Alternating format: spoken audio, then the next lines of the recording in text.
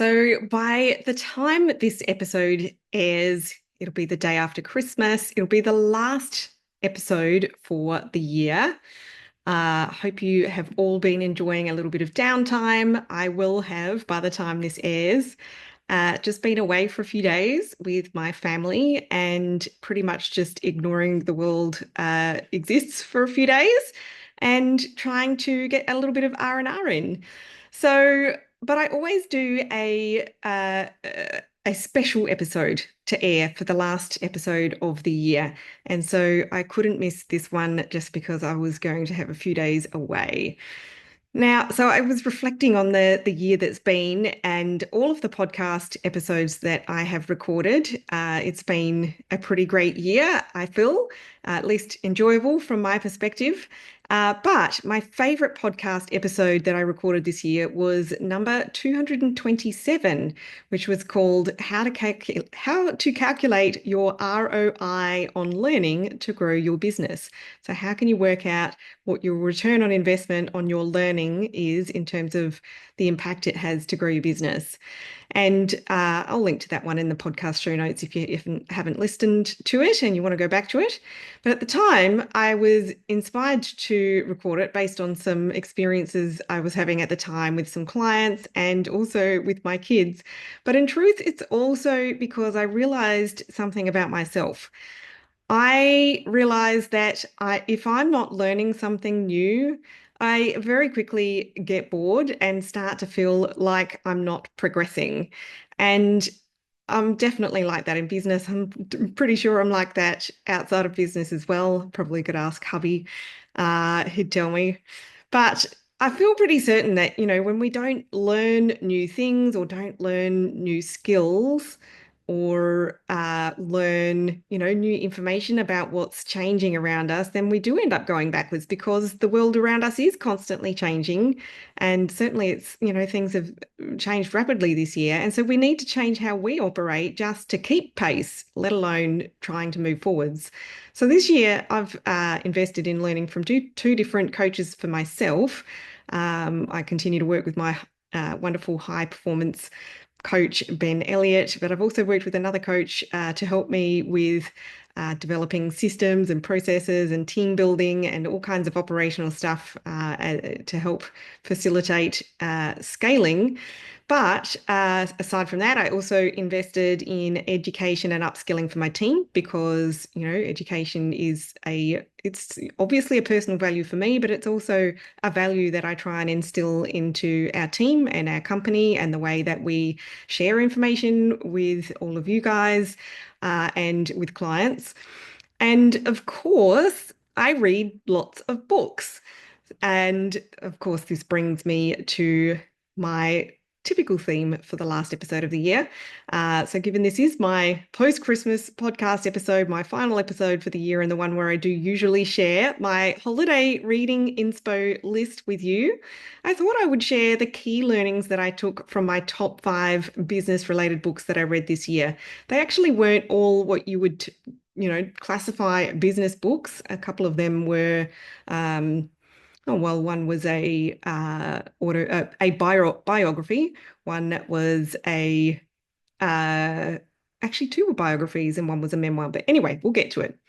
So the first book, and I'm kind of going in chronological order of the order that I read them in throughout the year. And the first one that I'm going to share about is not a new book at all. It's Good to Great by Jim Collins.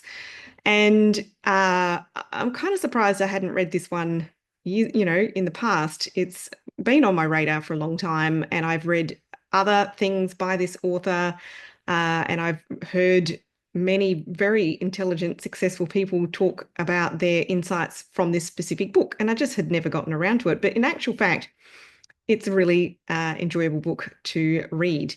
And so some of the key learnings that I wanted to share from this book is the first one is about leadership. And so Jim Collins talks about level 5 leadership and how level 5 leaders combine both personal humility and a really fierce professional resolve. So they are really driven by the success of the company and not of their own ego. So level five leadership in the context of this book is like the level that you really want to aim for. It's the type of leader required to take a good company to a great company. In application, what he means is the need to develop humility and to acknowledge where your business can improve, but be really unwavering in your long-term drive to achieve those far-off goals. And, being able to try and understand that ego-driven decisions can actually really hinder growth.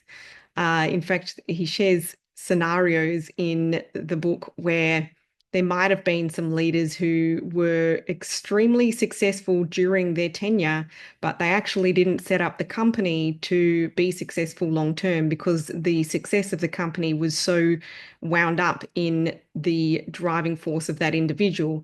Whereas, if you add a little bit more humility into things and the individual's ego is taken out of the equation to some extent, then, a lot of the decisions that are made and the strategies that are implemented are about getting the organization and the team within the organization to be the long-term viable entity.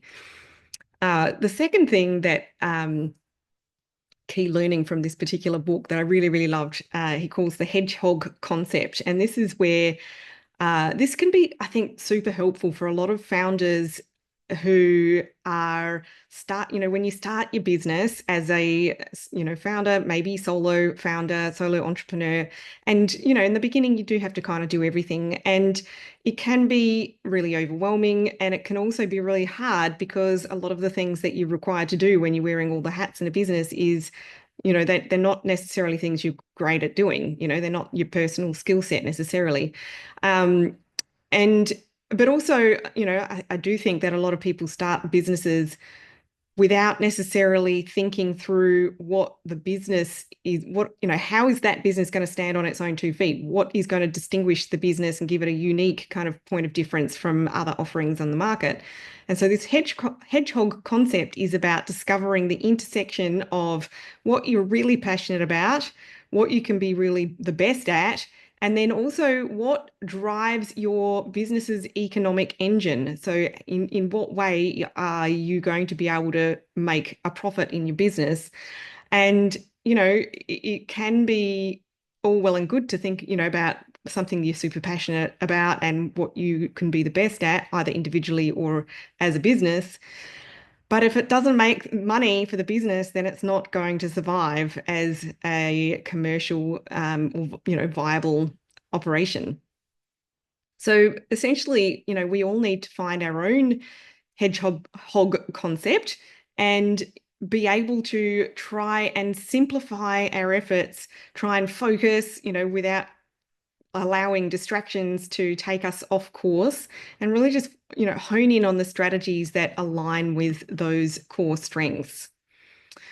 The next one I've heard of before, and this is certainly something that I have adopted just innately in my businesses anyway, and it's called the flywheel effect. I think a few people talk about this kind of concept, but this is where the idea is that, your big breakthroughs in business come from the cumulative effect of consistent and disciplined actions, like pushing a flywheel until it builds its own momentum.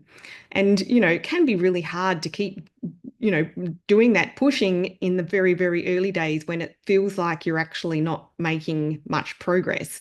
It takes a while for it to become like a well-oiled machine where it has pretty much the, momentum to sustain itself without you needing to push it all the time. So what the analogy means in application is that you need to be making these small, consistent improvements in all areas of your business. So your marketing, your product range, your, how you get traffic to your website, your fulfillment, the operational side, customer service, everything, And so over time, these efforts compound into that kind of sustainable growth where it has its own kind of momentum. I'm fairly sure there's another concept from the Japanese culture called Kaizen, where it's about those small incremental uh, changes and improvements, or the 1% better every time kind of concept, and that's gets at the same thing, and it kind of takes the onus off aiming for that huge, big overnight transformation versus, really just focusing on like just doing better, 1% better than yesterday across all of those different elements of the business. Fourth key learning from this book is also something that I've read about from, oh, golly gosh, it would have been a book that I read last year, Dr. Benjamin Hardy, I think, and that's the Who, First Who, Then What. I think that Dr. Benjamin Hardy's book is Who, Not How, but in Good to Great, they talk about first who, then what. So the point there is getting the right people on the bus, so that's your team, and the wrong people off the bus before figuring out where you're going to go. And I imagine that this is not always easy in application, particularly if you are hell-bent on having a very specific business model, like an e-commerce business, for example. You definitely need to find people with certain skill sets. But the point being is that culture amongst your team is going to be a lot more impactful than a lot of us think. And the minute as a business owner, when you have to start building a team and hiring and training and managing a team, you pretty quickly realize that it's, going to be one of the most challenging areas of the business. So, but it's not even just about internal team, it's also outsourcing to the right partners as well. And, really building strong relationships with all of your team and external partners that you work with. And really investing your time and efforts in the right people first, and then worrying about roles and strategies afterwards. So, the takeaway here is that the focus on sustainable long-term success by narrowing your efforts to your core strengths and then ensuring that your team aligns with your vision is really the takeaway from this book. And I think the big inspiration is being able to maintain discipline in your approach to business growth and avoid really spreading yourself too thin, and being able to apply consistent effort and stay true to what you excel at. And that's hard in a fast-paced environment as we operate in these days. And particularly hard, where it's very easy to be influenced by other seemingly successful people who say, just do this or just do that and do it exactly how I did it and you'll be a success. It's what works for one person doesn't necessarily work for the next person. And we have to have that, I guess, internal confidence about what we're doing. The second book that I read was fantastic. It was written by an Australian guy. So the book was called How to Build a $1 Billion Business, and the author was Radek